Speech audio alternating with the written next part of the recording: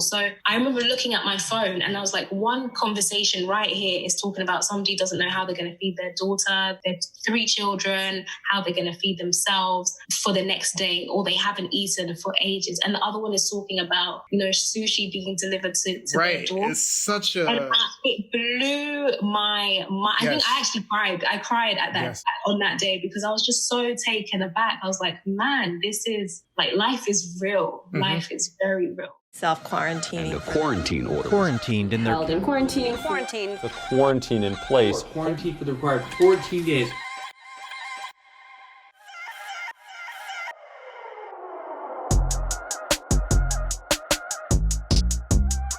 What's up, people? I am your friendly neighborhood Negro, Jay Carrington, aka JC, and you are now tuned into another episode of the QT, aka Quarantine Talks. Today, I have on the show a guest who is not only internationally regarded as a beauty queen, but internationally regarded as a business owner. Y'all give it up for Miss Umutoni or for short. Side note, I love saying her whole name because a lot of times we like to think of continentally African names as difficult, while European names like Henri de Toulouse-Lautrec just seem to roll off the tongue. Anywho, Umutoni Fuku-Benzinge is the creator of Kaleidoscope Beauty, and she talks about her origin story and how she came to the world of jewelry design and sale. How her feature in Forbes magazine gave her the boost she needed, and the trials and tribulations of running an international jewelry business. We also discussed the unique position that a lot of African and Caribbean immigrants face living in a quote-unquote first world country, but being so closely tied to their ancestral homelands, and the mental strain that can cause, as well as challenges facing the continent since quarantine and COVID began. And then, on a much, much lighter note, we talk about her being a literal beauty queen and swimming with sharks. Literal sharks, like actual jaws, nigga. Like jaw. Actual jaws. All that's coming up right after this ad. And hey, what's up, ladies and gents? This is JC. Welcome to another episode of Quarantine Talks. I have with me today a young lady by the name of Umutoni, and she comes from a very, very far away place known as London, where they have sanity. Thank you for having me, JC. Yes. I am in London at the moment, distant lands. Honestly, excited to get into the conversation today. Yes. So I usually start off by saying, I've introduced you, you've introduced you, but go ahead and tell the people what you do and where you're from. Well, we already talked about that too. So just tell them what you do. Yeah, sure. So my full name is Umutoni Fuku-Benzinge, and I am the founder of a brand called Kaleidoscope Beauty. So it's all about showcasing the beauty of Africa through contemporary handcrafted statement jewelry. And central to our brand's mission is the philanthropy. So all of our artisans are young men and women who have been able to develop skills within, making the jewelry itself and create a sustainable source of income for themselves and their family. So they're located in a slum in Kenya called Babandogo, which is on the fringes of Nairobi. That's a little bit about the brand. We launched in December 2018, so it's been like a year and a half now. Okay. And it's been quite an exciting journey. Congrats. Tell us about the origin of Kaleidoscope and the name. Like, where did those two things come from? Okay, perfect. So the origin of Kaleidoscope. So I am actually from Kenya and Rwanda. My heritage is Kenyan and Rwandan. So I've always had like a really close affinity to my East African roots.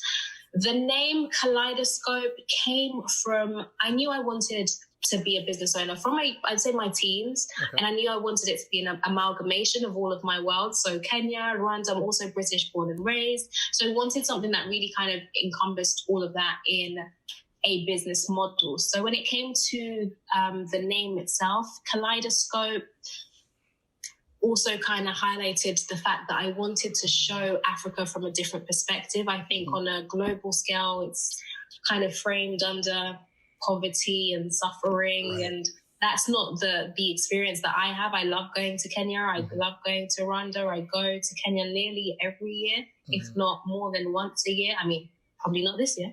Yeah, but probably not this year. but I love traveling out there. So I just wanted to really promote the beauty of the country, of the people, of the culture, of the talent out there. So when I'm out in Kenya, I do collaborate with local talent. And so that's where the term kaleidoscope came from. It's like the focus is the jewelry, but it's also just showing the rest of the beauty that kind of surrounds the country and the brand. Mm-hmm. I've been to Africa, and London is one of my favorite places in the world, top 3. Where did you go in Africa? I went to Johannesburg, actually. I wanted to do more. Like, I wanted to go to Joburg, and I wanted to go to Cape Town. But when I got to Joburg, I ended up relinking up with people who were on the plane that came with me from the States. And they ended up, they went to school in Joburg. So they ended up taking me around, and I kind of got to, like, you know, see, like, the real Joburg.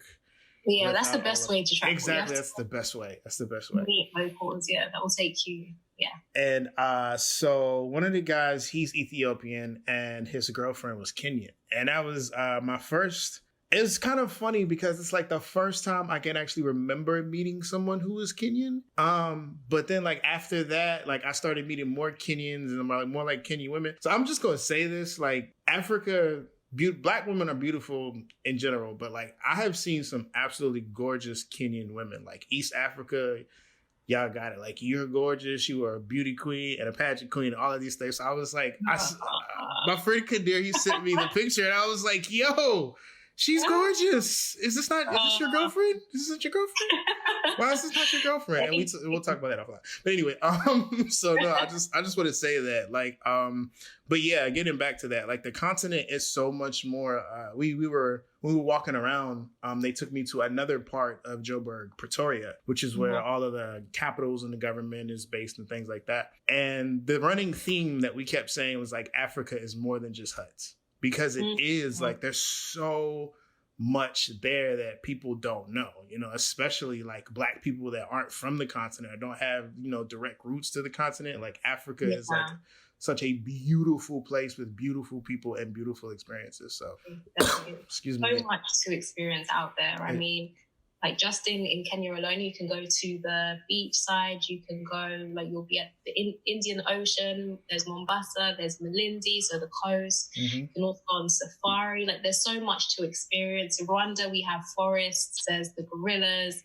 There's a lot. There's a lot definitely that's worth exploring. Yes, and I encourage everybody to do so. Kenya is one of the places I wanted to go to too, and I planned on doing it sometime within the next 8 or so months. Yeah, I don't know if that's gonna happen either, but it's still on the list. You have to let me know when that happens. Yes, I will let you know. But speaking about Babadogo, is that where you're from? Like, what is your specific connection to this place? So Babadogo, I'm not from there. No, that was actually when I started pursuing the business. I knew that I wanted it to do more for the continent in terms of helping people, right? But I wanted it to be a more sustainable model than just, say, a charity or a fund, you know? So I wanted it to be, because I go out there, there's lots of young people. I think the West tends to have like a more aging population. So in the UK, we have an aging population, but Africa's, I don't have a percentage it's like to 50 right now. It's something like almost half the country is under the age of like 25 or something like that. Exactly. I mean, the continent, excuse me. Exactly. So when I thought about that, I was like, okay, surely, like these are young people with their own dreams, their own ambitions, who have the eagerness and the willingness to learn, who are willing to collaborate. So rather than just have, you know, a give and take model, like you need, I will give you kind of thing. Let's make it something that's a bit more engaging, where people can develop skills that will help them later on in life, that will be transferable to other aspects of their life. So when I was kind of setting everything up and looking for my artisans, I kind of got in touch with one of my aunties, my favorite auntie, Auntie Angie, and I told her we need artisans who are all about a sustainable source of we want to create a sustainable source of income, young people who are willing to learn, who have their own dreams and aspirations. And so when I actually went out there, I went to the slum for the first time, and it was a very humbling experience. Right. It was quite shocking as well, just to see kind of the conditions, but then also very uplifting, because people's energy and general perspective on life just seemed so positive, and you're like, wow. I think the week, maybe 2 or 3 weeks before that, I was really frustrated. I think my iPhone had frozen and there was something I was supposed to be doing, and I was real petty first world problems. Honestly, first world problems. And I was like, that is just so trivial. So it really did help, broaden my perspective on what there are bigger issues in the world. And I think as members of the diaspora, we have like a responsibility to help push the continent forward. So very humbling experience. And then also just spent time with in the slums. So I walked around with some of the artisans just so I could understand, where they live, what their family was like, stuff like that, which was really lovely, because ultimately everyone's a human. Right. I mean, I think as humans, we complicate things. There's social, economic differences, and there's race, and there's religion, but actually everybody's a human being. So just being able to connect is such a big deal. Yeah, I experienced the same thing when I was in Joburg. We went to Soweto. It's like really sobering to see, actual, people live in 4 walls made of tinfoil, or like little things like that. It's just very, it's kind of like one of those things where it forces you to take a step back, and you're like, oh, okay, I'm just not going to trip over. They didn't get my order right at this restaurant. Because there are so many other things that you could be worried about in the world. So when did you know that you wanted to do this? Like, when did you take the steps towards it? And when did you know that it was a success? Okay, so the steps so I knew I wanted to be a business owner. Was this your first business? Is this your first business? Okay. My first official business, yes. So at 15, 16, I knew I wanted to be a business owner. I wanted to be a business owner by 30, and I wanted to be a homeowner at 25. That was just like my goals for myself. And had none of those things. Okay, continue. So when I was 15, 16, so throughout secondary school, so high school, I used to go to Kenya every summer, myself and my sister. I think it was also my mom's way of making sure we were occupied and not getting up to, just random stuff, bored at home, bored in the house, someone in the house bored. But we used to go out there for our Christmas holidays, so spend 6-7 weeks, and I'd always come back with gifts, whether it was for friends or neighbors or aunties and stuff like that. And what I found is people would then request stuff, right? So they were like, okay, can you bring me this next time? Can you bring me that next time? And at 15, 16, you have a limited number of funds. So I did ask, I was like, would you pay for this? And the response was yes. So at that point, I was like, okay, great. So again, I went with that same auntie of mine. We went to like the Maasai market. We got some jewelry, like lots of different pieces. Some were like matching earrings, necklace, bangles. Some were just the earrings, just the necklace. And I kind of stopped. So I sold them when I came back to London. To individuals, the ones that said that they would buy it first and foremost. Right. And then there was also an opportunity, I think there was a church fair. And that's a day where I remember I made over £100 profit on the day. So at 15, that was great for me because I was like, wow, I can buy all the lip gloss and everything, Right. So the thing is, though, when I was in my teens, I wasn't too preoccupied with being a business owner. I was like, oh, well, that was fun. I made a bit of money. Okay, I'm just going to go back to being a regular teenager again. But when I was watching, so fast forward a couple of years, watching Black Panther, I saw all the inspiration and I saw the costume design and the accessories in there. And I was like, wow, this is exactly this. Like, I could see the inspiration from the pieces that I was selling as a teenager. And I'm like, wow. And a lot of the stuff hadn't changed, So I could see the direct influence from the continent. As I said, I love going to Kenya. So I go every year if I can, like on my own back, kind of for free. So I was like, why don't I bring the business back? And I also came across a interview by Ruth Carter, so the costume designer, and she was talking about funny story. Sorry to cut you off. Funny story. You know her? I do not know her, but the woman who helped her design a lot of things and who was a major buyer and purchaser on the movie. She owns a shop in LA, and I've met her a few times because she's a good friend with one of my friends out there. So yeah, that was just, when you said that, I was like, oh no, it's like, it feels like it's from the continent because it is. Like, it's direct, you know? Okay, continue. And you need to hook me up with her contacts later. Okay. But yeah, so came across that interview, saw that, you know, she did a lot of research on the continent, and I just thought to myself, like, I could do research. Talking to my auntie, uncle, grandma could be a form of research. So kind of just bringing all of those experiences together, I decided to launch the business, and that's kind of where it went from.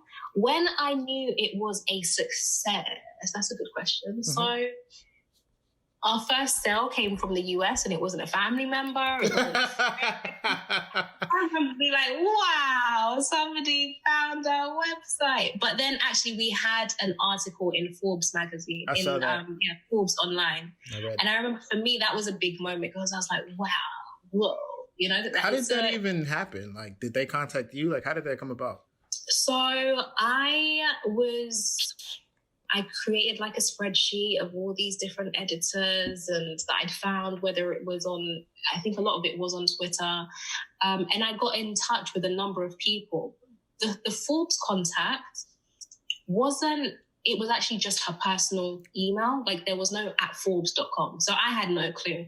Right. So even when I saw the response, I remember I was in my mom's house at the time and I read the email like, hey, yes, no, we'd be really interested in featuring your story in Forbes. And I remember I dropped my phone. I'm like, oh my gosh. But then it took her like a while to get back to me after that. I was like, oh gosh, I definitely was too excited. Oh my gosh, it's not going to happen. But there were a few questions back and forth, and she was, you know, she really believed in the mission, the philanthropic work that we were doing, the impact that we were having. And that was a very humbling experience for me, like very encouraging as well at the time, because I was also like juggling my 9 to 5. I wasn't sure if that was, you know, there was a lot of things going on in my life at the time. I was trying to purchase my first property. It was quite an intense period in life. But yeah, I'd say that was the first time that I was like, okay, our story makes sense and it can be articulated and other people can articulate it. And I'd say that was quite a defining moment for me.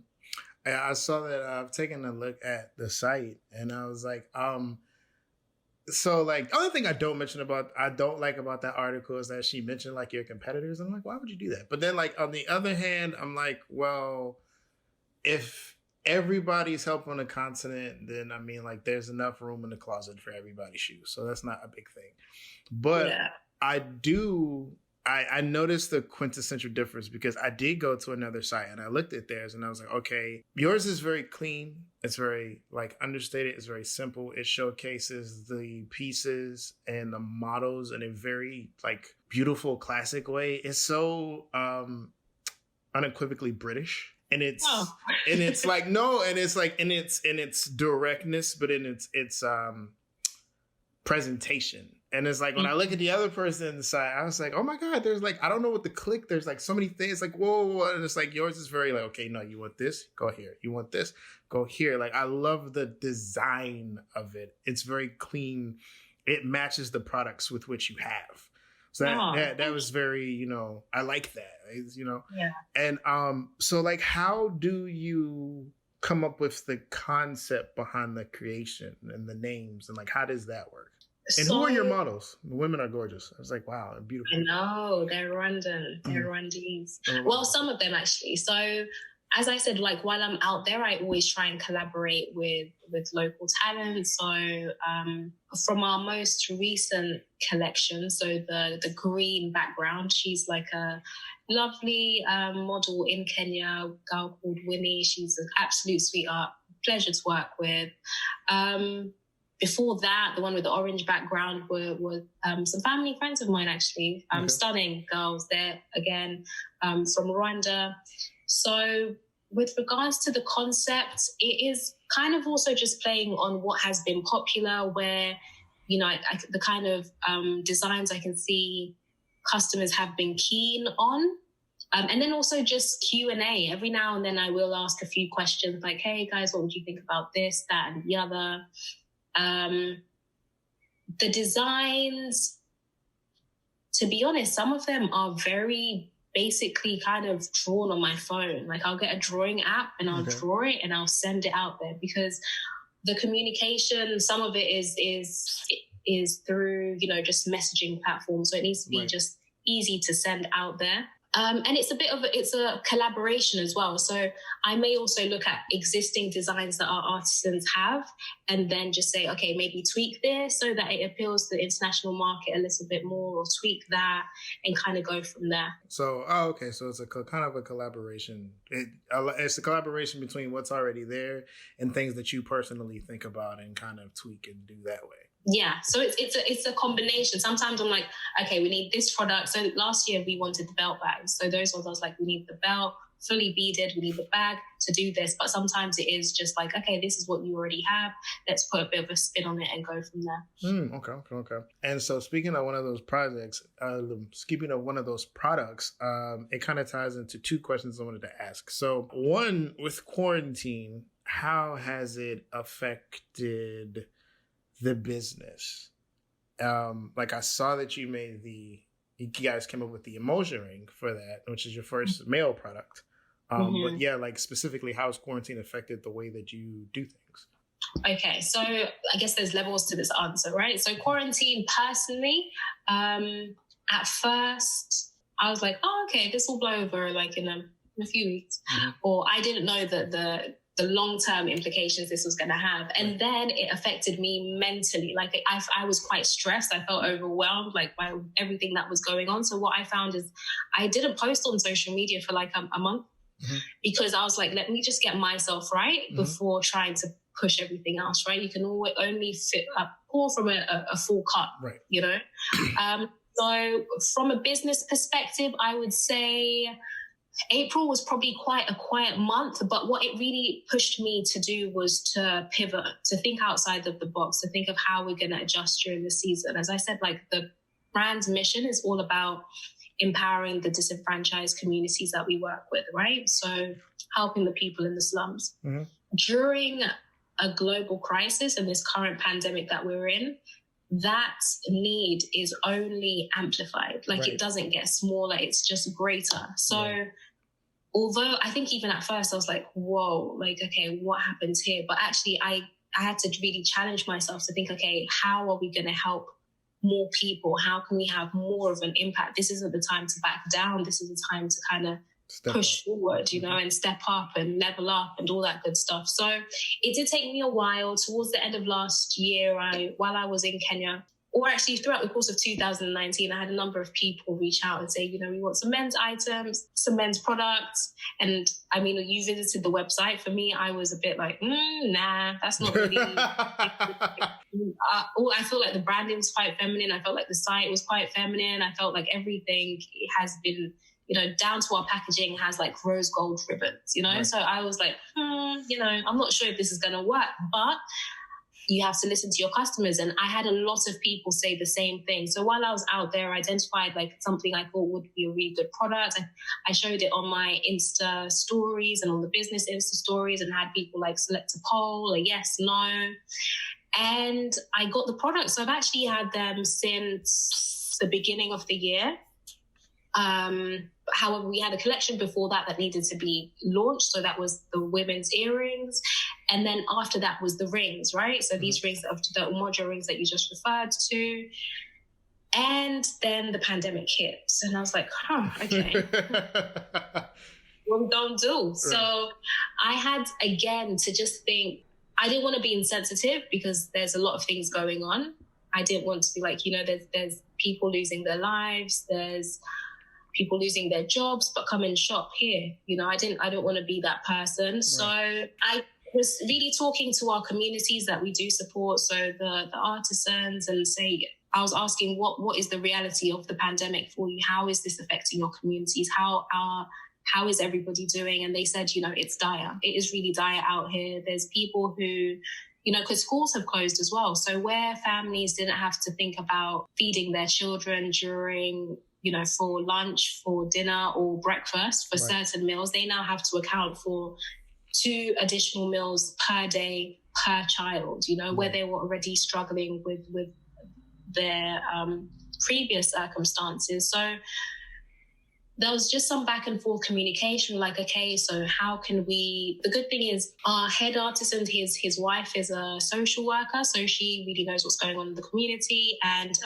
we calculated how much it is to support a family for the course of a month, right? So that's with regards to rice, beans, oil, maize, flour, green grams, really the essentials to keep a family going. And that's where I came up with, okay, we can launch the rings, but let's make it where it gives back. So 50% of all sales support a family. So that actually launched on Sunday, this previous Sunday, and we've supported our first family. And so it's a young mother. She is mother of 3 children. She's actually disabled on her left arm, and she's like a street walker. So she sells fruits and veg in traffic, right? But right now there is no traffic because of limitations. There's all the restrictions, there's the curfews. So she hasn't been able to do that. But so yeah, it was very, very fulfilling to be able to help her during this time. And yeah, just trying to get as much support as possible on those products and those campaigns to see how we can all come together, really. I always wonder, how do you, as a person that's so connected to both, you specifically are someone I would say is 1 foot in, 1 foot out. You're so directly connected with the community, and then you live over here. So how do you deal with that? Because the first instinct could be okay, well, let me just give 1,000 of my own dollars. And, you can't keep giving until you don't have anything because you won't have anything to give. So it's how do you balance that? That's a good question. And so I would always say I would never start a business and make it do something that I wouldn't do, right? So personally, I've been supporting a young girl since 2016. So supporting her through secondary school. So she's, her mom and dad aren't in her life. She's been raised by her grandma. So that really was my first direct kind of exposure to the need out there, right? So and then there was a time I was kind of going through considering a career change. I was going to go into journalism, but then I knew there'd be a pay cut. And I was like, oh my gosh, I want to support more people, not less. So again, it was that whole, I need to create something that enables other people to be able to support. Again, just going back to some of the background into Kaleidoscope Beauty. And that point that you raised about being connected to 2 is big, So I'll give you one example. So during this whole quarantine, while I was talking to the artisans, so understanding the need, how dire it was, doing all that back and forth communication, there was actually another group chat that I was in, right? Which was to do with a group chat of my neighbors. Okay. And there was somebody that's a chef in there and somebody that's a chef and they are a sushi chef. And they were saying, there's still, people can place orders during this time. If you want, it can be delivered to your door. So I remember looking at my phone and I was like, one conversation right here is talking about somebody doesn't know how they're going to feed their daughter, their 3 children, how they're going to feed themselves for the next day, or they haven't eaten for ages. And the other one is talking about, sushi being delivered to their door. It's such a... And it blew my mind. I think I actually cried. I cried at that. Yes.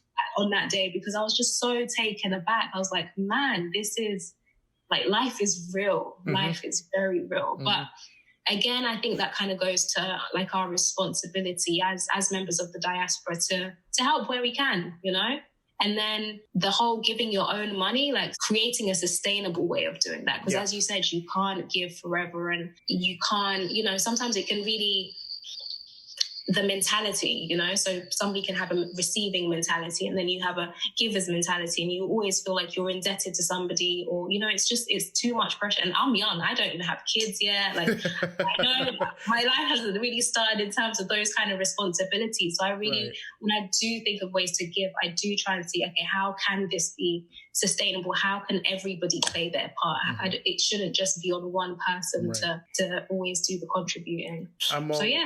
That is a very real thing. I'm always thinking about that whenever I see like these things like the Bill and Melinda Gates Fund, or like it's just anything else, or it's just like, okay, well, this is a charity and it gives to Africa. I was like, okay, but like, what about like enabling the people to do for themselves? Like, because so that way you break the chain of dependency and you can, you know, build a chain of sustainability. Like, I'm always thinking about that. I'm like, what good is me giving, I don't know, $5 so you can give them $1? Like, it doesn't make any sense when you could just, But no, it's just always interesting to me, like, just thinking about that, like, what, like, the charity versus sustainability, like, giving versus, you know, ingenuity, like, all of these things. Like, how can we build, like, a system that supports itself rather than depending on somebody giving something? Like, it's just another form of, like, colonialism in a way. Like, you know, it's like, I don't like, it's just it messes with me in my head when I think about it. So I'm like, you are even more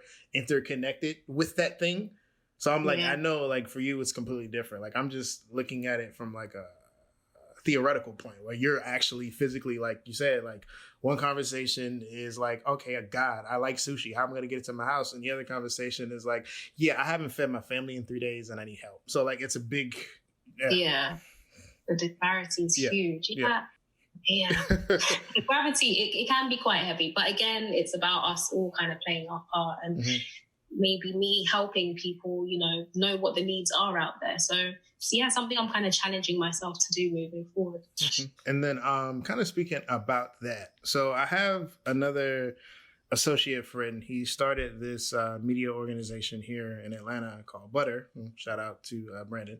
And it's a thing, like, it's popping. He's building it. It's really nice. And he says that when it comes to like entrepreneurship or just starting a different endeavor, you got to stick through, and you got to realize beforehand, like, there are going to be parts that suck, and then there are going to be parts that are great. So I think we've touched on the part that's great about what you do, but what sucks about running an international business?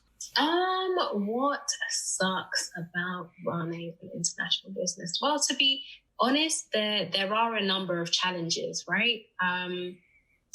Communication can be a thing. There's different time zones. There's the reality of technology, say in the slum, right? So electricity can be cut out. That could affect the warehouse, or there could be a limitation with the internet.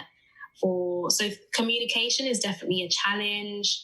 I think for me, one thing I've always struggled with is just, if I communicate a story and I show these people in the slum, how is it helping them? You know, let me not just be like, oh yeah, this, you know, what we doing and and oh, I'm a good person. Like, I hate that kind of imagery around Africa. So I've always kind of tried to stay away from it. But now that I have a business, it is important for me to tell their story. And that, again, is something that I'm challenging myself to do. So really just striking the balance of empathizing and articulating things in a clear and concise way.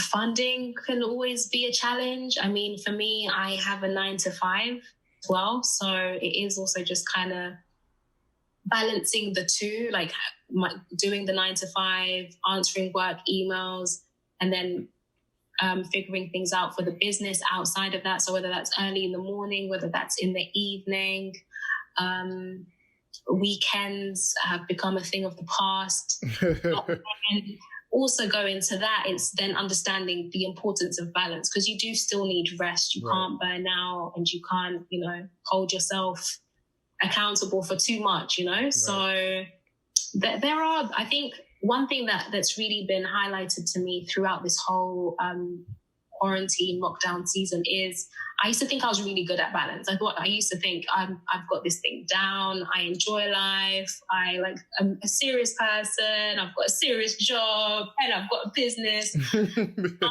actually, I think the reality is balance can, and I used to think balance was just, it changes for every, balance for you is different to balance for me, right? Just because of your circumstances, who you are, where you are, what your priorities are. But actually, I came to find out that it can change on a daily basis. So there are days where the world is on top of you, right? There's too much going on, and you need to kind of step back. And then there's other days that you need to step up. There's more things to address. So yeah, there are a number of challenges, but I think it's just taking each day as it comes, and also just building your tribe. So other people that are business owners, other people who are entrepreneurs, so you can network with them. You know, sometimes it's about streamlining your processes. It's not that, you've got too much going on. It's maybe you're not doing the things in the easiest possible way, so that way you're overworking yourself, or you're doing more work than necessary. So yeah, just understanding how to streamline and automate and stuff like that, which is something I'm still trying to do. I get it. I'm just like, even in doing like certain interviews, like it's just like, I know a lot of people that live other places. So it's like, I enjoy talking to these people and kind of like getting their purview on like what's going on in their neck of the woods. But it's just like, me personally, like, this isn't costing me anything. It's not costing you anything. Like, it's just the investment of time. And then we have like time differences, like time zones. And this has been like, it's been a very interesting thing. Like, so I could just imagine like, and that's just a minor thing. Whereas like, you dealing with time zones and different countries and currency conversions and all of these things. So I'm just like, yeah, I want to know. So, okay, good. Who's your dream customer? Oh, Beyonce. Speak it up. Beyonce and Michelle Obama. That could be a thing. You are Kenyan. So is Barack. So, hey, like, are you Maasai?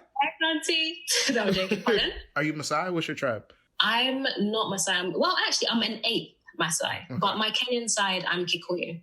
Kikuyu. Okay, cool. Yeah, but my great grandma was Maasai, so that's why I'll claim an 8th Maasai. Okay, what's up? Okay, what is one thing during quarantine that you've developed that surprised you, or one thing that you've kept up with that surprised you? I give an example. For me, it's brushing my teeth. I do that regularly.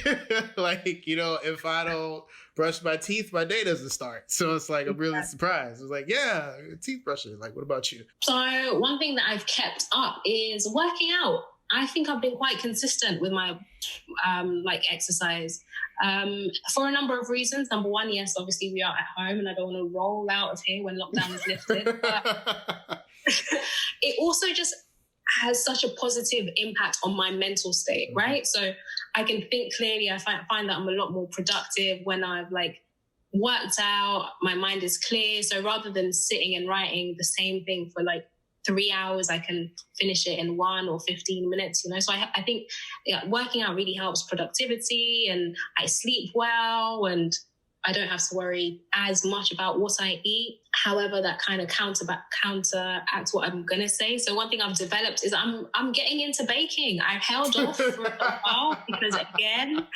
I was like, okay, I can't afford to roll out of here, but I made cookies the other day. It's quite a basic thing to make, but they were phenomenal. And I was like, this is the start of something new.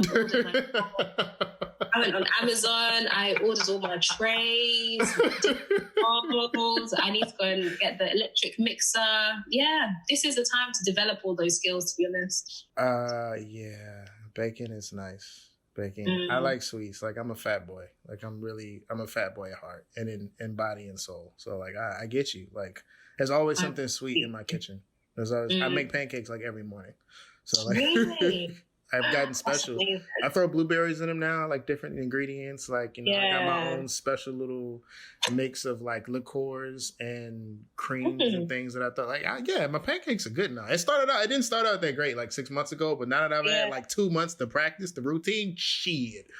The pancakes are great. You have to send a recipe. I need to up my game.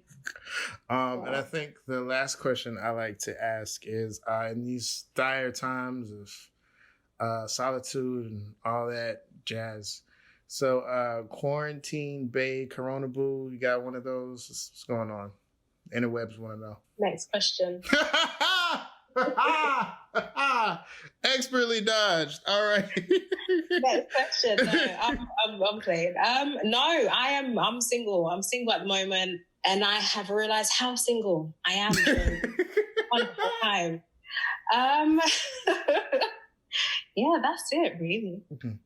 How? Ain't no quarantine bay. How? Like, is this? That's the other question I want to ask you about. Is Miss Scuba Kenya? Like, so like, now you just be out here shattering these stereotypes. Beautiful. She's black. She's got a business. She does this, and she can swim. And you know how they can say black people can't swim? Like, no, she scuba dives, bitch. Like, she can swim. So, like, how did that? What? How? I know that was quite interesting. So, I think my mom knew somebody that was part of the Miss Scuba Kenya organization team. And so first it was actually Miss Scuba UK, and they didn't have any Africans in the whole of the pageant. So Miss Scuba Kenya was created, and it was all kind of run here in London. And the only criteria at the time was that you had to know how to swim, which I could do. Mm-hmm. And they would teach you how to do the scuba diving part. So to get the actual PADI license and all that kind of stuff. So yeah, I think my mom suggested that I should sign up, and I did, and went for like the auditions and kind of got through. There was like a crowning ceremony that was in Leicester Square. Had a few friends come down with me and supported. I got my actual PADI license. I was in uni at the time. I was in my second year of university. Mm-hmm. And what's a PADI license? What does that mean?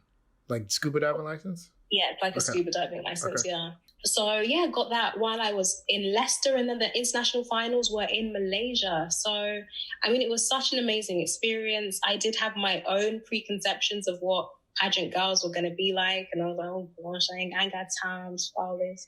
But they were lovely. It was a lovely group of women, young women, representing their countries internationally. My first time diving in the ocean was with sharks, and I was absolutely petrified. I thought it was a joke, but it was very real. As a black, no. I know. I had to tap into my inner white girl. That's what I told myself. You have to tap into. You've been in London for such a long time. You have definitely developed something. You have got to have acclimatized. So I had to tap into that side of me, because I arrived, because of the time difference, I arrived maybe a day or two earlier. Okay. To kind of, to get used to the time difference and that kind of stuff, right? So somebody came to where we were having lunch, I believe. They're like, oh, guys, if you're really, if you're ready to, tomorrow we're all going to go scuba diving. You can get a bit of a head start, like get used to the waters out here. And I was like, oh, great, because the last time I dived is when I got my license. Mm-hmm. And they're like, yay, and then tomorrow we're gonna have with sharks. Excuse me? And literally my response was, what? But everybody else was super excited, and I thought it was a joke. I was like, nah, there's no way you can actually be screaming like that and with excitement and be talking about the real thing. But got into the water. And I was very apprehensive, but I was like, you cannot be the only girl that doesn't. And I was the only black girl as well. I'm like, bro, you can't let your people down. So I remember I called my mum, we prayed. We prayed before the boat went out. I personally prayed before I entered the water. And I'm not playing. I definitely prayed. Oh, and then we went scuba diving, and I think we saw maybe 3 sharks on the first dive, and I was taken aback. But the good thing is I had to remember, like, this is the ocean, like this is huge. Right. I am very insignificant in the grand scheme of things to this killer creature. But actually it was quite peaceful. It kind of just goes about its own business. So I was very happy about that side of things. I just, like I said, it's a shark. Like, you know what I'm saying? I know. It was a challenge. Like, I could not lie. It was not easy, but I didn't want to let people down. Right.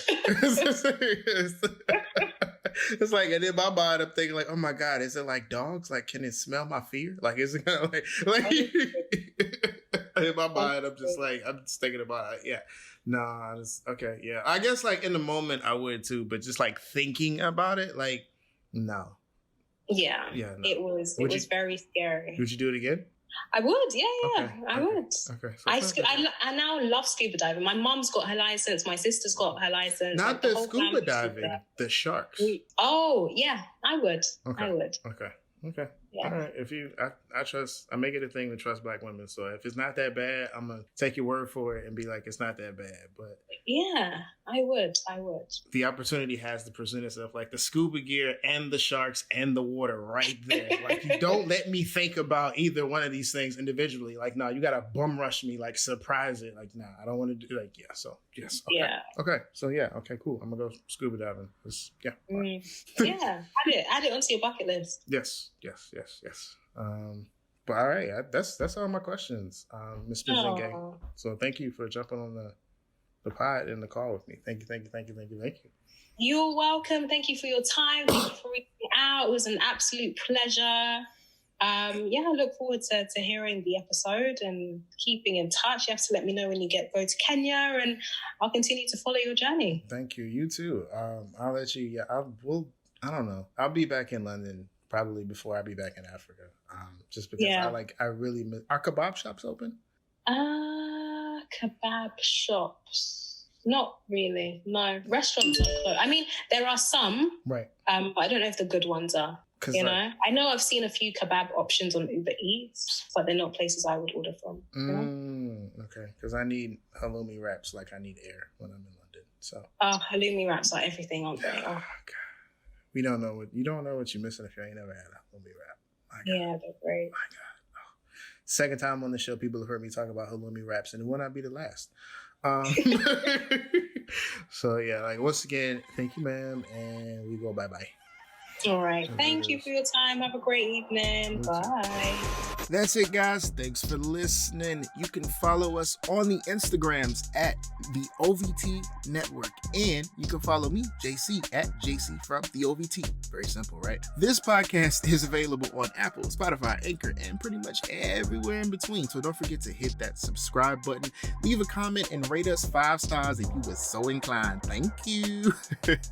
Quarantine Talks is a podcast that is also available on YouTube. Just type in the OVT Network and hit subscribe for all of the latest and greatest from we at the OVT. Lastly, we are an independent and Black-owned media network, guys. So if you enjoyed the content and you would like to drop a donation, you may do so on Cash App or the Venmo at the OVT Network. All one word, the OVT Network. Quarantine Talks is edited and produced by me, JC, with original music produced by Brian Haddon. Thanks so much for listening, guys. Stay safe, stay creative, and most importantly, stay sane. Find your peace, man. It's crazy out here. Laters.